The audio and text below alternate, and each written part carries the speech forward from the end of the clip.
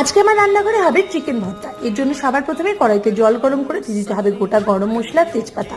তারপরে চিকেনগুলো দিয়ে দিতে হবে। চিকেনটা 5 থেকে 10 মিনিটের মতো ফুটে গেলে চিকেনটা আর স্টুটা আলাদা আলাদা জায়গায় নিয়ে নিতে হবে। এরপরে একটা কড়াইতে তেল গরম করে দিয়ে দিতে হবে পেঁয়াজ বাটা। পেঁয়াজটা হালকা করে ভেজে নিয়ে দিয়ে দিতে হবে আদা রসুন কাঁচা লঙ্কা পেস্ট, আর দিয়ে দিতে হবে একটা গোটা টমেটো পেস্ট। সমস্ত কিছুকে ভালো করে মিশিয়ে দিয়ে দিতে হবে হলুদ গুঁড়ো, দিতে হবে কাশ্মীরি লঙ্কার গুঁড়ো, আর রোস্টেড জিরে গুঁড়ো আর ধনে গুঁড়ো। সমস্ত কিছুকে আরেকবার ভালো করে মিশিয়ে নিয়ে দিয়ে দিতে হবে কাজু বাদাম, চালমগজ বাটা, টক দই মেশানো একটা পেস্ট। তারপরে দিয়ে দিতে হবে মাংসের টুকরোগুলো।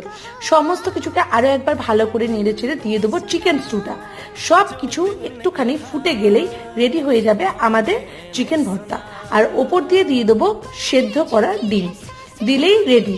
এরপর গরম গরম রুটির সঙ্গে তোমরা অবশ্যই এটা ট্রাই করে দেখো। আর আজকের এই রেসিপিটা ভালো লাগলে ভিডিওটাকে লাইক করে দিও।